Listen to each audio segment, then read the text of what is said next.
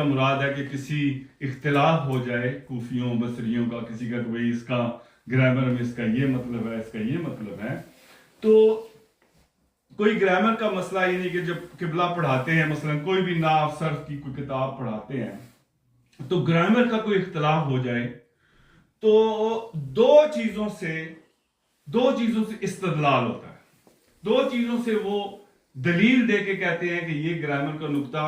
اس لیے صحیح ہے اور یہ گرامر کا نقطہ اس لیے غلط ہے۔ وہ کون سی دو چیزیں ہیں؟ وہ ہے قرآن حکیم، قرآن شریف۔ کوئی گرامر کی بات ہو تو قرآن پاک کی آیت پیش کرتے ہیں اور کہتے ہیں کہ قرآن شریف میں اس طرح ہے، لہٰذا یہ آپ کا جو نحو ہے یہ اس طرح۔ یا پھر دوسری چیز ہوتی ہے جو جاہلیت کے اشعار ہے، وہ جو سرکار دو عالم صلی اللہ علیہ وسلم کا دور تھا یا اس سے ما سبق کا دور تھا، اس دور کے جو اینشنٹ شعراء کا کلام ہے، جو اصلی عربی کا کلام ہے، ان شعروں کو پیش کرتے ہیں گرامر کے کسی بات کو ثابت یا نفی کرنے کے لیے۔ آپ امام، سب سے بڑے امام نحو میں ہیں مثال کے طور پہ السیبوی، ان کی ہے کتاب کا نام ہے الکتاب، سیبوی کی پوری آپ کتاب پڑھیں تو آپ کو استشہاد قرآن سے ملتا ہے یا شعروں سے ملتا ہے، کہیں بھی حدیث سے استشہاد نہیں ہوتا گرامر میں۔ وہ کیوں؟ اس وجہ سے کہ گرامیرین جانتے ہیں کہ جتنی احادیث مبارکہ ہیں یہ لفظاً سرکار کی بات نہیں ہے بلکہ معناً سرکار کی بات ہے،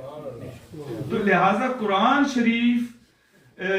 اور اشعار، قدیم اشعار جو ہیں دور جاہلیت کے، یہ بطور استشہاد لوگ استعمال کرتے ہیں کسی گرامر کے نقطے میں۔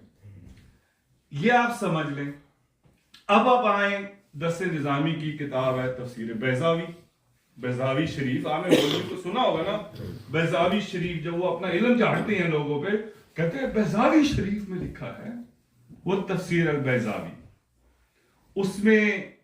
آیت مبارکہ ہے کہ وَإِذْ قُلْنَا لِلْمَلَائِكَةِ اسْجُدُوا لِآدَمَ،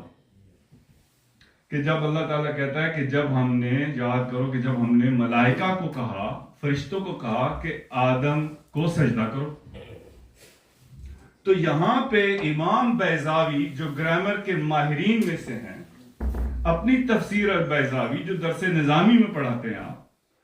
اس میں کہتے ہیں کہ یہ جو آیت میں آیا نا